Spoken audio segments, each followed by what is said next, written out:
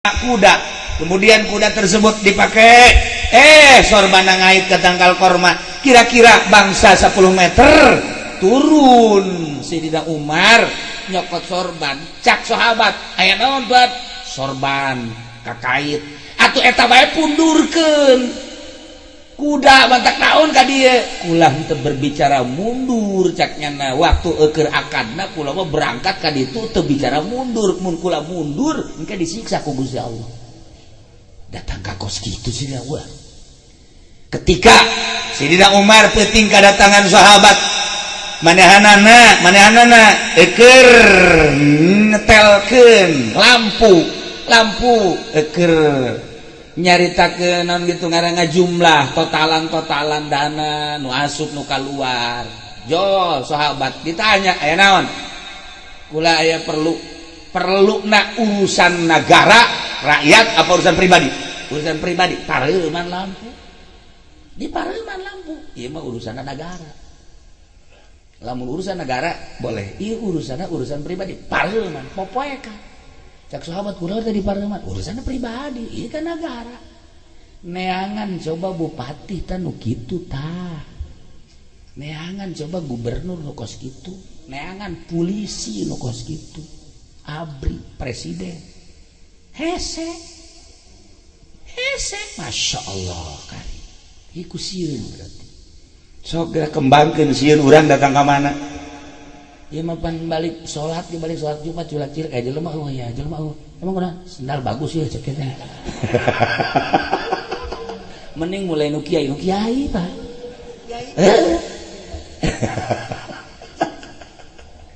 ya Allah ya Rabbi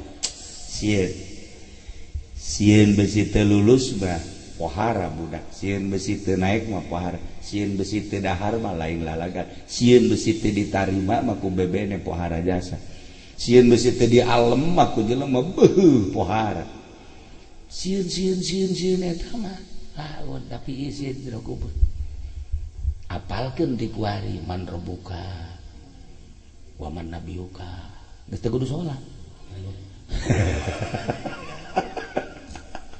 lain kudu ngapalkeun kos itu sebab nu ngajawab lain urang amal urang ketika urang beramal amal nu ngajawab teu kudu diapalkeun ti kuari cara budak SD teu kudu sieun ieu tah ngembangkeun ya Allah ya Rabb bahkan nu kamari diaji di Bukhari aya jelema teu pernah ibadah kemudian manehanana ieu gering sageus gering parah asana paeh ieu paeh asana cek kana ieu kumpulkeun pamajikan anak kabeh kasimpulanna mah pamajikanna jeung anakna diwasiatan neng anak-anak kabehan wasiat abahnya naon bah asana abah moal hirup teh paeh asana abah lain deui rarasaan kok bisa kos kitu sih dek paeh urang ge bisa pasti emang kunaon ketika urang deuk maot teh kapan malaikat raqib atid pamit ka urang malaikat raqib atid teh tukang nyatetan amal Haji Pendi mohon maaf tugas saya telah selesai maka saat inilah saya akan kembali ke markas saya bisa urang di pen dadah pen gampung ya da kaluhur urang ditinggalkeun deuk ku batu garumasna malaikat garapung set selesai tugas ya cek aja pen aing paeh teh aya mantak ceng di abah paeh we abah kos wali bae nyoga paeh lain wali malaikat bisa raek bolong bego ucap tetanen ya Allah ya Rabbi eta bah naon kitu garana pohara jasa urang neuleuh malaikat urang ditinggalkeun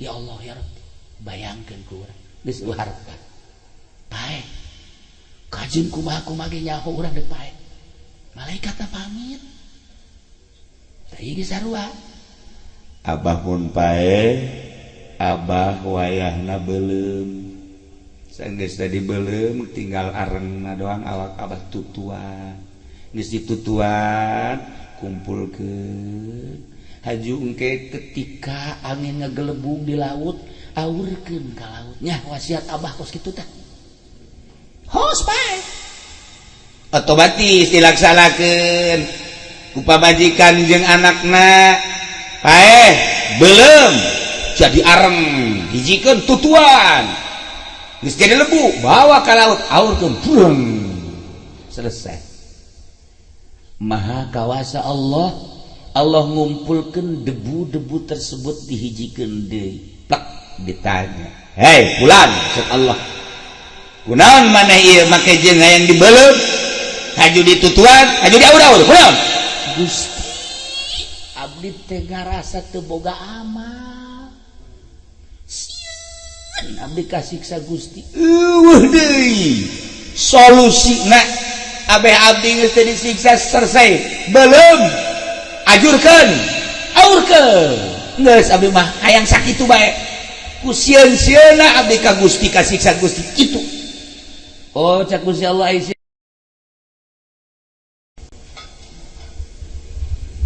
Assalamualaikum warahmatullahi wabarakatuh. Alhamdulillah wassalatu wassalamu ala Rasulillah Muhammad ibn Abdillah wa ala alihi wa sahbihi wa mawala amma ba'd faqala Allah ta'ala fil Qur'anil Karim wa huwa asdaqul qailin a'udzu billahi minasy syaithanir rajim wa dzakir fa inna dzikra tanfa'ul mu'minin langkung tipayun urang sami-sami nyanggakeun puja sinareng puji ka Gusti Allah anu Maha Suci nu parantos masihan tina rupa-rupa nikmat ka urang sadayana terutama nikmat anu kacida pisan agengna nyaeta nikmat iman sinareng Islam sholawat sinareng salam mugia dilimpahkeun ka junjunan alam Kangjeng Nabi urang Kangjeng Nabi Muhammad sallallahu alaihi wasallam katut ka para kaluargina oge ka para sahabat-sahabatna rauh para tabi'in atba' tabi'in al-mukarramun para alimil ulama para asatid para tokoh masyarakat mobil khusus ka ketua pembangunan ialah Bapak Haji Patin beserta wakil oge ka mantan camat Pasar Kemis nu alhamdulillah selalu hadir di setiap riungan-riungan lantaran berendewa di pagaweannya nak jadi hadir baik kakak sepuhan urang Haji Hamid selaku kuncen asem ayah para tamu-tamu di Cikarang di Cipondok alhamdulillahirabbil alamin kumna ahli-ahli Cilongok para ibu-ibu oge para santri bil khusus pisan ka sahibul musibah Haji Imis sekeluarga nu kusim kuring sami-sami dimuliakeun oge mudah-mudahan urang kumpulna di dieu aya dina ridho Allah Subhanahu wa taala kalayan inayah ti Gusti Allah. Alhamdulillah urang dina malam minggu ieu malam ka-7 almarhumah diundang ku anjeunna hadir di dieu dina raraga ngadorong doa ngabesuk ka anjeunna nu geus aya di alam barzakh geus bali ka lembur aslina anu urang ge pasti jasa bakal nyusul sakumaha nu ku Kangjeng Nabi dicaritakeun antum lana salafun wa nahnu alaikum taba'un wa inna insyaallahu ta'ala bikum lahiqun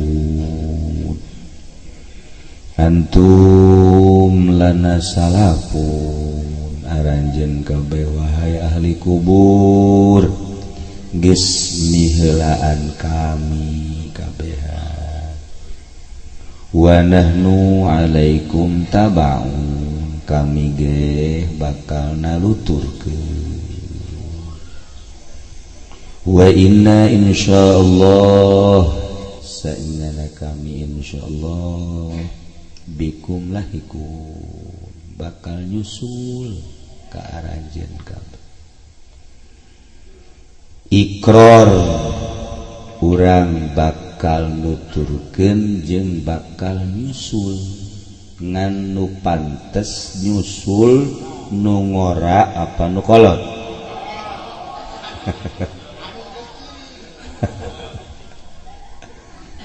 urang doakeun atuh nu kolot mudah-mudahan tarere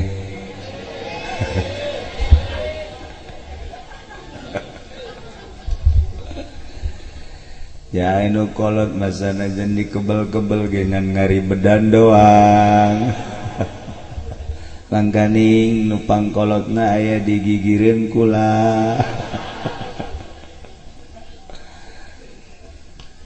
tapi sanajan didoakeun ge nu kolot ja aya wayah nu ngora mah nu ngora bae orok ge japae ngan kahayang urang be heula nu kolot-kolot lamun urang bisa mesen maka malaikat Israil malaikat hiji nu kolot lalaki awewe kadua nu jore heula-heulakeun tapi kulantaran ajal mah atuh ti Allah teu bisa kitu kumaha ajal teh jamaut malain ku gering jamaut malain ku kalaparan jamaut malain ku susah lamun nu gering haju paeh nu cager meureun nu susah cilongok paranjang umur malah nu sarugi nu pararaeh bae ibutin ge paeh paharto paeh komo RT mah modar tah oreganan paeh wa ajal geus dijelaskeun dina Al-Qur'an idza jaa ajaluhum la yastakhiruna sa'atan wa la yastaqdimun di mana ajal datang moal maju sajengkal moal mundur sasiku pas kuayana sakitu urang kuari hirup keneh masih keneh dibere modal jan nambahan amal-amal urang nu teu karasa horeng urang ieu sapoe-sapoena mengejar ajal di mana geus datang ka ajalna sanajan kararagok atuh ditinggalkeun bae Ajupae mapan teu tartib aya nu adina heula kakara kakana aya nu incuna heula karak bapak kolotna kahayang urang mah bapak kolot heula model ieu nya karak incuilan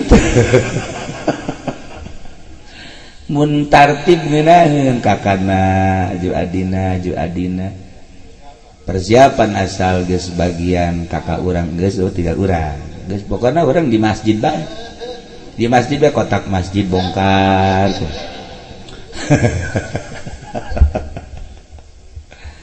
para jamaah kaum muslimin wal muslimat rahimakumullah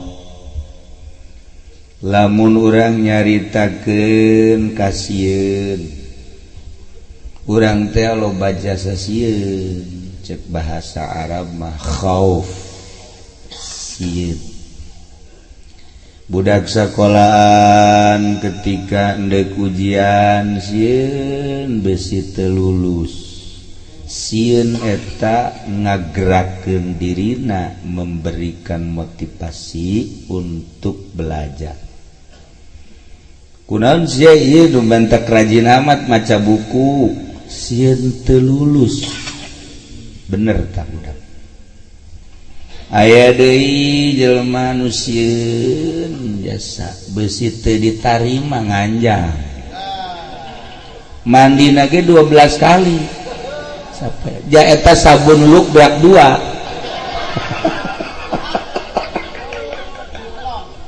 oh pohara jasa teh mandi deui make bajuna ge geus embung lamun teu diistrika istrikaanana ge ieu mah ngajepat aya anu kena kitu kasuat ieu mah seukeut kunaon sia eta make jeung hebat jasa besi aing apel teu ditarima sieun eta ngamotivasi aya deui jelema sieun besi teu dahar ti mimiti ka anakna sakola sia sing bener abe boga ijazah namun teu boga ijazah sia hese dahar engkena gawe hese segala hese aya sakola sia kudu maca 2 kalimat syahadat deui tapi parangsana tuh kan sieun macem-macem sia Rusdi nu mantak haju belajar pencak kunaon sia nu ngagebung oh pohara jasa nyana jeung Haji Masuri oh 3 leutik belajar pencak pohara jasa eta tapi can kacaritakeun mun gelut menang pencawa aduh pohara 3 leutik ieu mah komo ieu mah mun carita pencak geus pohara jasa aya nu nang tangan gelut embung 2an kudu dilobaan besi eleh jagana sieun besi anu ngagebuk sieun besi anu nyerang sieun loba tak kasieun cuman sieun besi teu naek sieun besi teu dahar sieun besi teu lulus sieun besi teu jadi pejabat sieun besi teu sugih sieun eta mah sieun eueuh nilai nu paling hebat sieun besi ditanya ku malaikat munkar nakir teu bisa jawab tah sieun eta tah nu kudu diperjuangkeun ge mangaji sieun henteu besi di jero kubur teu bisa ngajawab sieun kan tapi ngeridit terus kan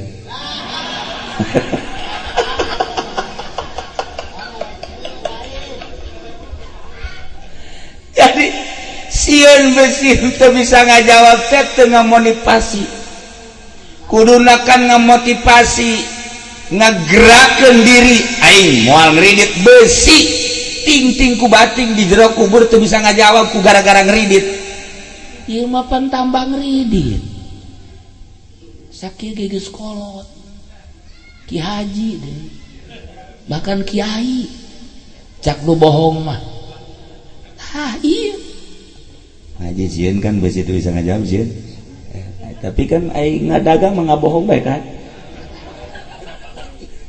tutup jakdan lagi. Iya taktik tah.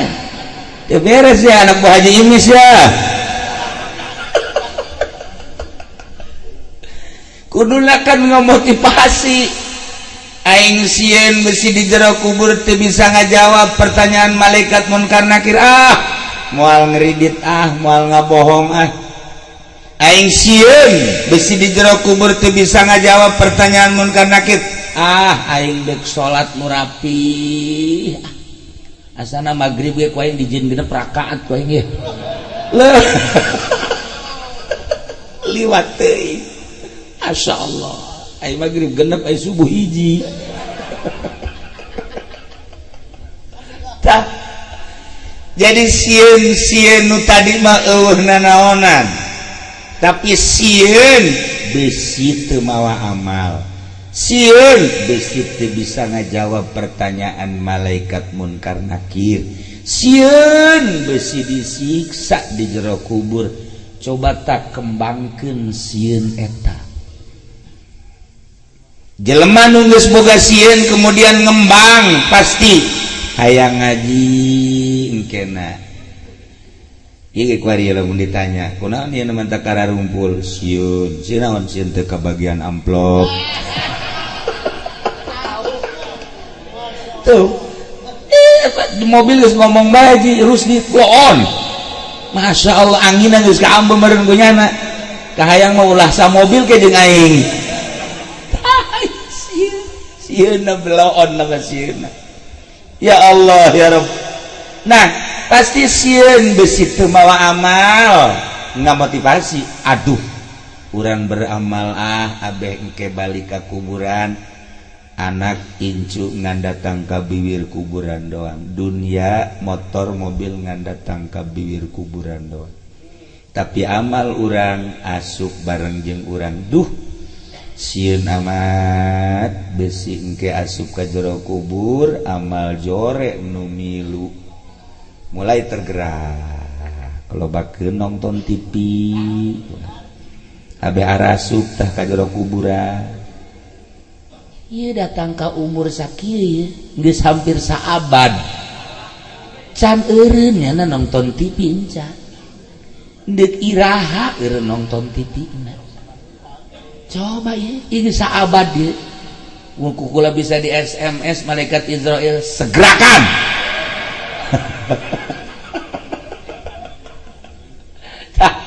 Teu bisa tah, teu bisa sieun. Sieun ieu nu penting di atas sieun eta. Lamun urang boga sieun eta beda engke hiji daek nuntut ilmu jang ngabenahan nganyampurnakeun amal. Salat nu bagus kudu aya ilmuan. Puasa nu bagus kudu aya ilmuan. Zakat nu bagus kudu ilmu, haji nu bagus kudu make ilmu. Geus atuh daek ka belajar. Eta teh aya sieun.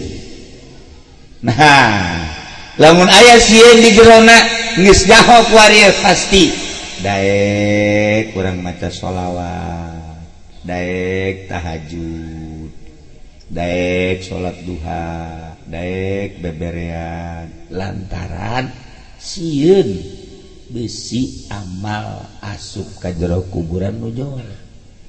Aya sieun urang teh rempan. Masya Allah. Ieu mah ai disungut mah sieun. Ai dagang dioplos kene. Dioplos. Masya Allah. Geus kolot can bener kene bae. Aya awewe disuitan kene. Disuita. Ya Allah, ya Rabbi Gusti Allah. Deku mah malah lamun eueuh jelema mah birit da di kitu-kitu. Ya Allah, ya Rabbi. Masya Allah. Ieu deuk iraha sieun. Sieun ngamotivasi ka urang. Ya Allah, ya Rabbi. Nah, lamun geus boga sieun kemudian geus bisa ngahalangan tina maksiat eta karak bener sieuna. Lamun ngan sakadar sieun disungut doang sehingga teu bisa ngahalangan kana maharim, bohong berarti sieuna. Nah, lamun bohong ai sungut sieun, ai kalakuan berani berarti munafik. Innal munafiqina fid darkil asfali minan nar. Ieu meunang nanya we kira-kira di urang lobaan anu bener teh loba anu munafik. Awas ya lamun teu bener buruh. Ya Allah karim. Nah iya Sayyidina Abu Bakar Siddiq radhiyallahu anhu jelema nu geus dijamin ku Kangjeng Nabi pasti asup surga. 10 sahabat anu geus dijelaskeun ku Kangjeng Nabi moal ka neraka. Salah satuna Abu Bakar Siddiq radhiyallahu anhu. Hebat amat saya Abu Bakar Siddiq ku bisa kos kitu. Cak Kangjeng Nabi lauzina imanuhu. Lamun ditimbang iman Abu Bakar Siddiq jeung jelema sadunya kabeh nyana sorangan imanna beuratan si Abu Bakar Siddiq. Pohara si Abu Bakar Siddiq batu lain lalagaan lantak salah satu jaminan nu dijamin ka surga Sayyidina Abu Bakar Siddiq radhiyallahu anhu. Kok hebat amat? Henteu.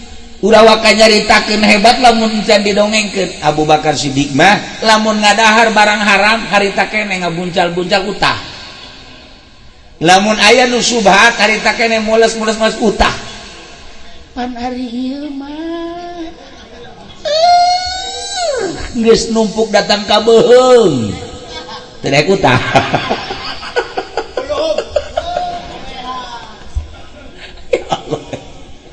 Geus kajawan teh ieu teh ya hasil main, hasil judi.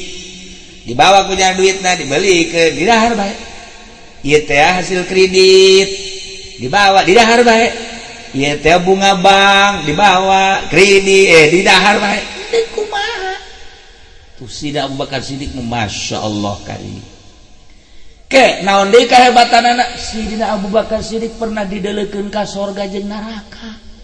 Amo tasi pangkat lain lalagaan pangkat mah nyana datang ka kikiran Gusti ulah sakjana gul tapi ku Gusti dibere bret surga bret neraka masyaallah tasi makom jelema pohara geus loba jasa mun urang nyaritakeun kahebatan Sayyidina Abu Bakar Siddiq tapi ketika Sayyidina Abu Bakar Siddiq ningali manuk enclak-enclakan di luhur tangkal korma nyana kieu bae bari ceurik manuk siama barang dahar nyatuan nginum hees barang dahar nyatuan nginum hees sakitu doang paeh maneh mah selesai teh aya pertanyaan jeung hisab yeuh Abu Bakar caknya namun paeh di jero kubur ditanya haju mun bisa jawab salamet mun teu bisa jawab cilaka ya Abu Bakar Siddiq engke dihisab sagedenya nu dijamin bae ku Kangjeng Nabi boga jaminan surga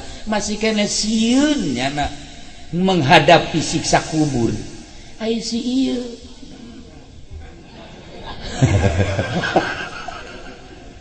bagaimana berani jasa ini bergaya ini ngaji Hamid nyana ieu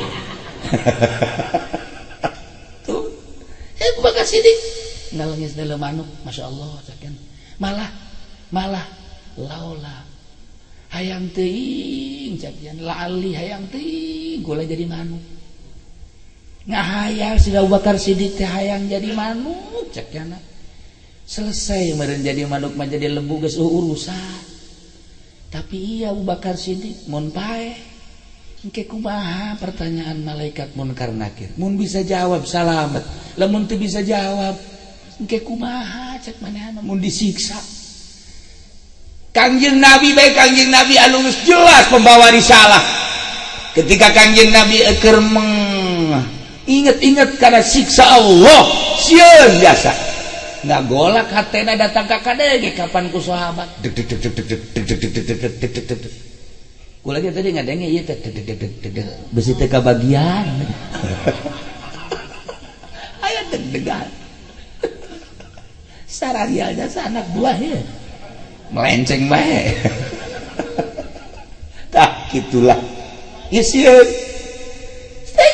urang datang ke mana ya sieun urang datang ke mana bandingkeun jeung Sayyidina Abu Bakar Siddiq bandingkeun jeung Sayyidina Umar boga kasieun besi di akhirat besi di kuburan engke disiksa pernah manehanana nyewa kuda kemudian kuda tersebut dipakai sorban ngait ke tangkal korma kira-kira bangsa 10 meter turun Sayyidina Umar nyokot sorban cak sahabat aya naon buat sorban kakait atuh eta bae pundurkeun kuda bantak naon ka dieu kula teu berbicara mundur caknya waktu keur akadna kula mah berangkat ka ditu teu bicara mundur mun kula mundur engke disiksa ku Gusti Allah datang ka kos kitu sih Allah ketika Sayyidina Umar peuting kadatangan sahabat manehanana keur netelkeun lampu keur nyaritakeun naon gitu ngaranna jumlah totalan dana nu asup nu kaluar jol sahabat ditanya aya naon kula aya perluna urusan negara rakyat apa urusan pribadi pareuman lampu di pareuman lampu ieu mah urusan negara lamun urusan negara boleh ieu urusan pribadi pareuman popoe ka cak sahabat kula tadi pareuman urusan pribadi ieu kan negara neangan coba bupati tah nu kitu tah neangan coba gubernur nu kos kitu neangan polisi nu kos kitu abri presiden hese masya Allah kali iku sieun berarti sok geura kembangkeun sieun urang datang ka mana ieu mah pan balik salat di balik salat Jumat culak-cilik aya jelema ya jelema emang urang sendal bagus ya cek teh mending mulai nu kiai Pak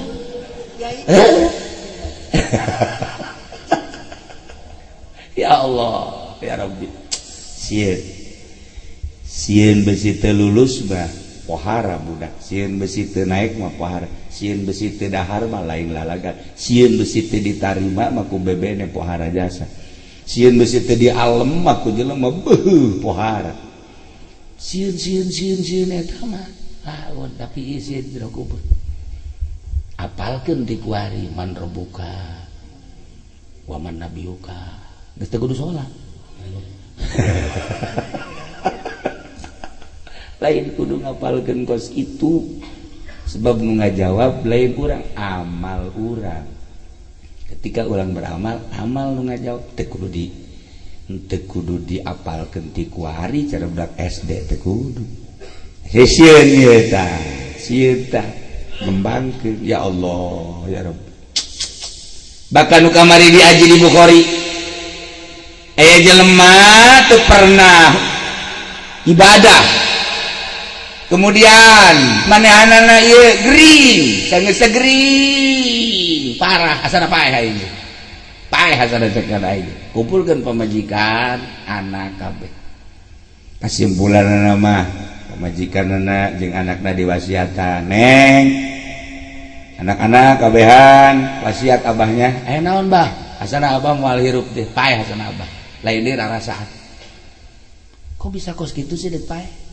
urang ge bisa pasti emang kunaon ketika urang dek maot teh kapan malaikat Raqib Atid pamit ka urang malaikat Raqib Atid teh tukang nyatetan amal Haji Pendi mohon maaf tugas saya telah selesai maka saat inilah saya akan kembali ke markas saya bisa urang di pen dadah pen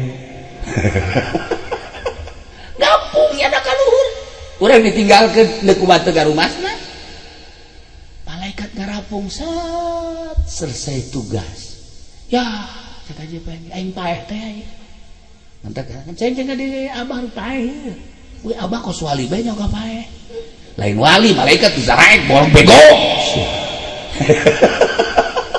geus daraek geus ucat tetaneun ya Allah ya Rabbi eta bah naon kitu garana pohara jasa urang neuleuh malaikat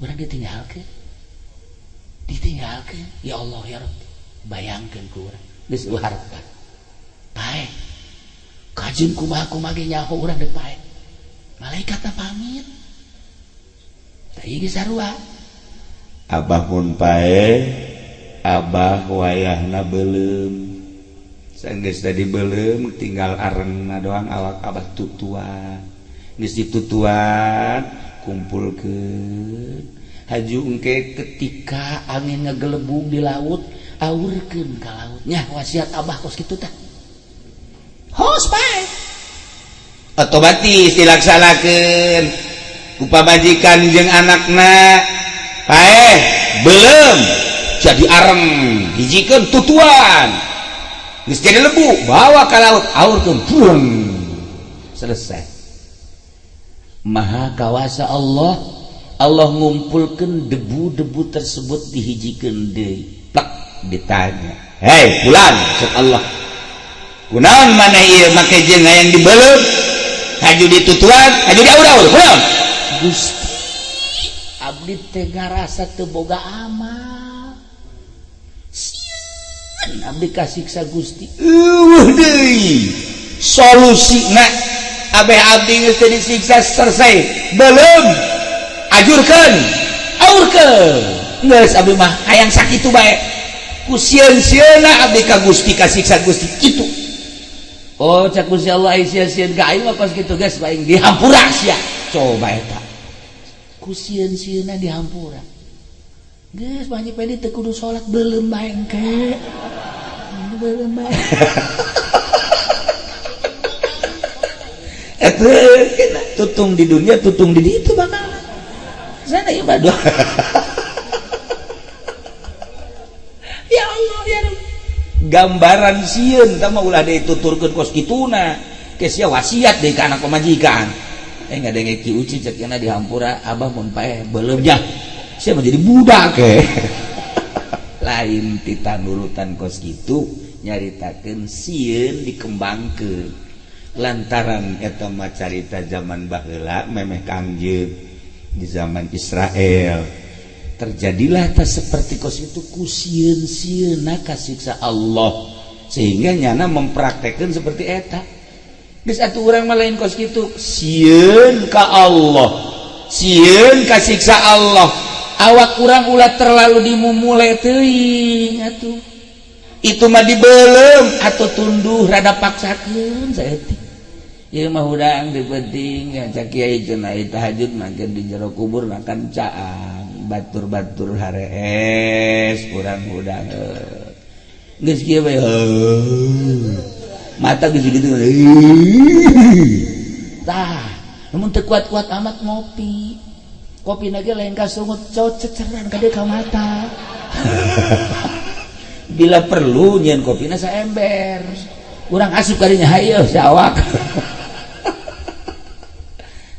lamun batur sieun ka Allah datang ka sanggup dibeulem sanggup diajurkeun diaur-aur lain kudu kos kitu urang geus datang ka mana perjuangan urang dalam rangka sieun ka Allah sok geura ge wayahna atuh hiji salat nu 5 waktu mah paksakeun embung-embungna paksakeun kedua maca sholawat atuh aita salat 11 kalimat atau 7 paksakeun rasa cinta urang ka Kangjeng tilu penting atuh hudang kiih bae atuh eta mah ini mah geus kudu ditahan tah mah malah mah di kasur kene wer ai hudang kos kitu perjuangan urang dalam rangka memotivasi tergerak ku sieun urang geus datang ka mana ieu mah pan ai sieun masih asal aya si embar rada nyingkap bae haju bae aduh tah budak putih amat jalain deui jeung nu di imah jakena teh ieu mah rada aduh tah hanjaka cak dia teh rada kurang kaluhur saeutik sia mah kos kitu tolol sakitu geus kolot goblok meureun teh mah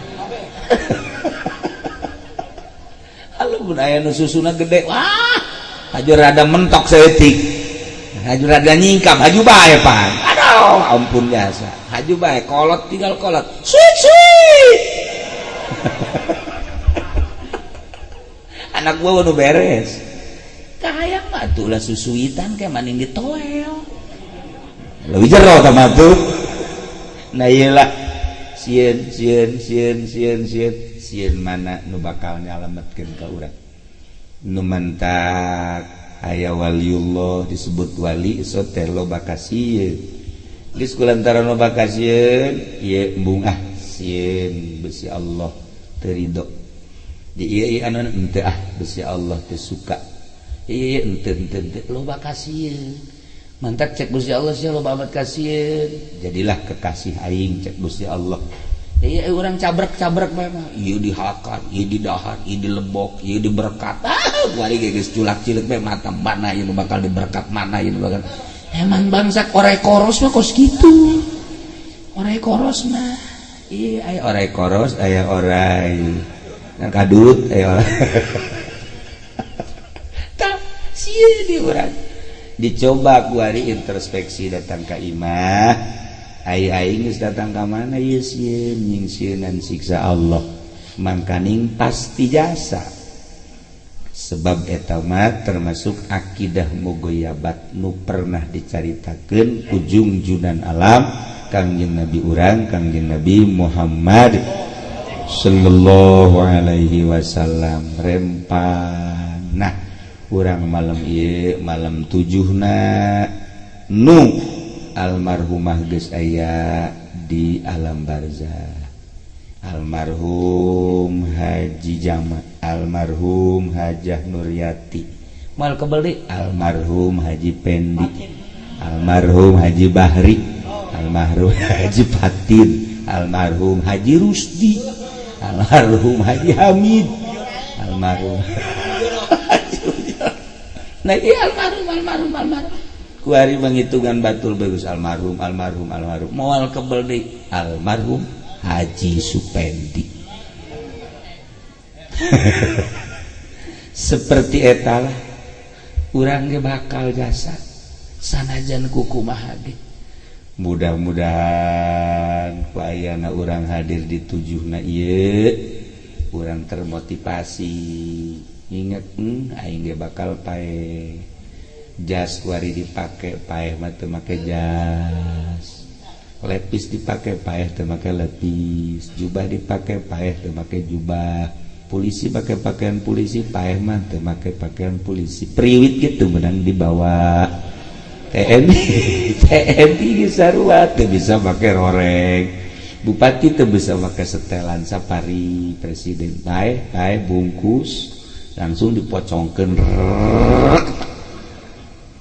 Masya Allah kareueut asa mobil ambalaya imah mewah harta dan lain sebagainya urangan mawa boeh doang selusup ka jero kuburan minha khalaqnakum titane urang didamek wa fiha nu'idukum dikatane urang dibalikeun wa minha nukhrijukum taratan ukhra engke ti taneuh urang bakal dihudangkeun deui masyaallah karim asal ti taneuh balik ka taneuh urang cicing di taneuh engke hudang ti taneuh digiring urang ke ka mahsyar Kangjeng Nabi ditaros kumaha tingkah manusia ketika digiring Kangjeng Nabi az-zamir ma'a zamiri al-ma'a misbarihi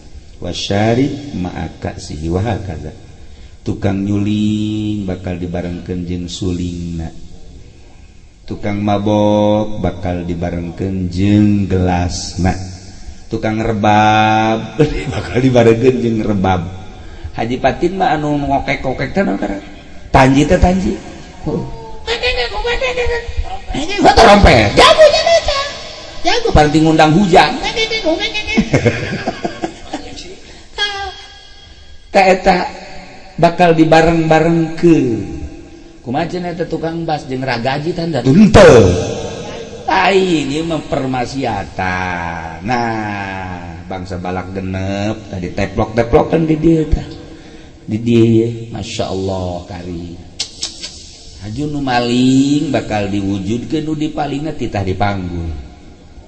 Nu maling mobil aya ngajogrog titah dipanggul ngarana ge siksa. Nu maling embe titah dipanggul. Nu maling kebo dipanggul. Bari ngomong kebona sasada maling sapi. Ieu mah sakarung goni malulu. Pinuh dihulu karung goni. Geus aing mah dadah pende. Ya Karim ya Allah. Ieu kudu dipikir kurang ditapakurana inggis jasa. Sieun cobalah sieun urang ketika urang digiring almar'u ma'a man ahabba.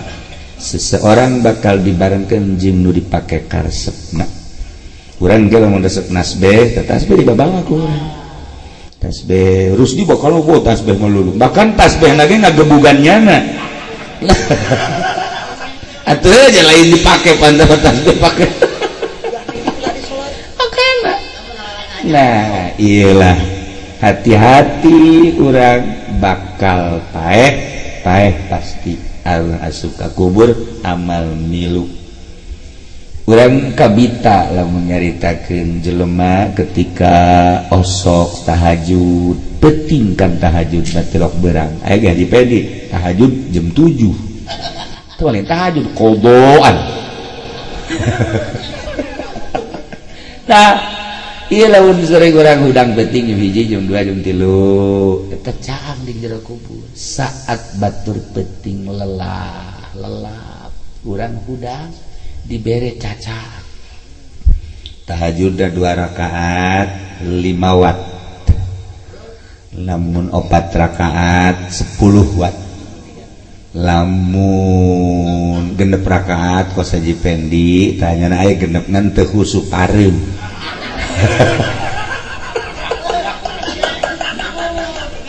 Hari genep gue udah bukan pareum kebakaran. Nah, kos gitulah. Ketika kurang bisa ngajembarkeun batur saat batur susah, batur teu dahar, bebeja ka urang bere, batur minta tulung ka urang bantuan. Batur kan eta jembar hatena, Masya Allah. Hayya jelema Haji Pendi. Kula ieu naon kitu ngaranna ti kamari candahar. Tita kusaha sia? Aing mah teu ditah. Enggeus sempit bakal kuburan Haji Pendi. Atasna. Itu batur kasusahan enak ditah kusaha torol teh coba. Aya deui henteu di kos kitu mah, diceramahan. Pugu batur keur lapar ceramah. Enggak. Iya sempit bakal. Guru kira. Waalaikumsalam. Salam. Duh. Anak kula kemajikan teu dahar kamari pae ge can boga ngaji kira-kira. Cukup henteu sagantang. Kitu tah kudu. Tah sagantang nya yakeun Gusti eta duit teh 1 juta. Lega. Kuburan lega. Ngan moal nya nang moal ieu geus carita lega. Tuh ngalegakeun batu. Yatim piatu, fakir miskin, naon kebutuhan batur lega. Urang bisa ngalegakeun batur lega kuburan urang. Kangjeng Nabi ngadoa Allahumma wasi' qabr. Muga ngajembarkeun tuah Gusti ka kuburan pulang. Doa Kangjeng berarti jelas loba nu lega kuburan. Nah, aya di tiis di jero kuburan teh aya ASEAN. Nah ieu bisa nyaungan jelema nu ibadah. Urang nyeun masjid ka Allah, nempelkeun urang di masjid. Bisa ibadah tenang jelema ka Gusti Allah ku gara-gara urang nyumbang. Panas teu kapanasan, hujan teu kahujanan. Bahkan urang siap meuli AC, AB, tarariis. Nah ieu duit-duit urang nyenangkeun jelema nu keur ibadah ka Gusti Allah. Nah, urang di jero kubur tiis sebab batur tiis teu kapanasan, teu kahujanan ketika ka Allah. Nyenahin kan? Ya Allah, ya Rabbi. Haji Pendi tah bakal nanti sebab jana beli kipas di ditu di masjid jana. Nyana ge tah. Jadi di rumah kan katisan, kuari kipas apa macet di jero kuburanna. Listrik apa ya? Nah iya bebejana nangnya padahal mah ngajar Rosidi. Aduh. Ya aku kujana karena nu batur ge aku kujana bae. Ieu mah dua kelipatan ieu mah bohongna. Nah, ieu lamun hayang caang kuburan urang tahajud hayang tiis masjid majlis pondok pesantren lamun hayang jembarkeun hate-hate urang. Kunaon cenah kieu lain ku harta bae, ku ilmu, ku wawasan, ku nuduhkeun. Pokoknya jembar hati jelema jembar jadi jembar ku dunia nu butuhna naon butuhna ilmu bere ilmu butuhna wawasan bere wawasan. Nah misalnya kieu urang Haji ulah belajar dagang nih Haji ayo Haji naon kalian karung tekena ayo mesti belajar ieu tah ya ieu bisa ngajembarkeun batur kan. Nah ayo Haji dagang karung untung bae tah rugi jadi kieu cara dagang sia mun ieu karung hargana 200 nya jual ku sia 150 tereh ge jual makana tah ulah guru kanu kos kitu teu beres. Nah keun dina urang aya guru ekonomi kanu jago ekonomi cara-carana geus urang kagambar jaheu urang ge jaheu kaharti urang lamun urang nyaritakeun karung guru kanyana puyeng bangkrut mu aya bangkrut. Nah komo lamun kieu mah urang keur sedih biasa Maji kunaon emang sedih majikan gering aju atuh jangan hiji-hijina aju jol berang dah ieu kula mah haji cakena ieu ikhlas kula malah cakena ieu mah maksudna deuk sedekah naon sedekah ieu bae cakena ieu sedekah apem. jadi jembar kan hati neraka tama ulah sok sedekah nah kos gitulah ieu keur carita sieun urang datang ka mana sieun dunia mah pohara sieun urang kasaingan mah pohara sieun urang teu sukses mah pohara sieun urang teu maju mah pohara sieun teu dahar mah pohara urusanana sakedar dunia. Tapi ketika orang sieun besi teu bisa ngajawab pertanyaan malaikat munkar nakir kok biasa-biasa bae malah tambah maksiat dan selanjutnya komo engke timbang amal komo engke ngajembatan siratal mustaqim geus datang ka mana sieun urang. Nah mudah-mudahan malam ieu urang termotivasi tergerak hati urang supaya nambahan sieun ka Allah subhanahu wa ta'ala. Urang doakeun almarhumah Hajah Nuryati mudah-mudahan dihampura sakabeh dosana ditarima amal ibadahna dilegakeun tur dicaangkeun di kuburanana dibere kanikmatan kubur ku Gusti Allah. Kitu kene bapak-bapak urang dulur urang bapak kolot urang tetangga urang geus maraot guru-guru urang mudah-mudahan dihalampura kabeh dosana dilegakeun tur dicaangkeun di kuburanana dibere kanikmatan kubur ku Gusti Allah. Urang nu harirup kene di dieu mudah-mudahan urang bisa tambah sieun ka Gusti Allah sehingga urang maot husnul khotimah.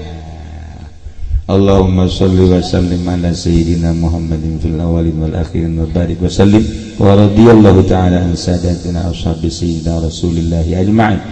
Allahumma arham ummata sayyidina Muhammad, Allahumma adbur ummata sayyidina Muhammad, Allahumma aslih ummata sayyidina Muhammad, Allahumma farrijan ummati sayyidina Muhammadin sallallahu alaihi wasallam. Allahumma ighfir lahum warhamhum wa'afihim wa'fu anhum. Allahumma ij'al kuburahum rawdatan min riyadil jinan wa la taj'al kuburahum hufratan min hufarin niran. Allahumma inna nas'aluka husnal khawatimah wa na'udzubika min syarril 'aqibati wa su'il khatimah. Rabbana taqabbal minna innaka antas samiul 'alim wa tub 'alaina innaka antat tawwabur rahim. shalli wa sallim ala jami'il anbiya'i wal mursalin walhamdulillahi rabbil alamin wallahul muwaffiq ila aqwamit thariq. Assalamualaikum warahmatullahi wabarakatuh. Waalaikumsalam.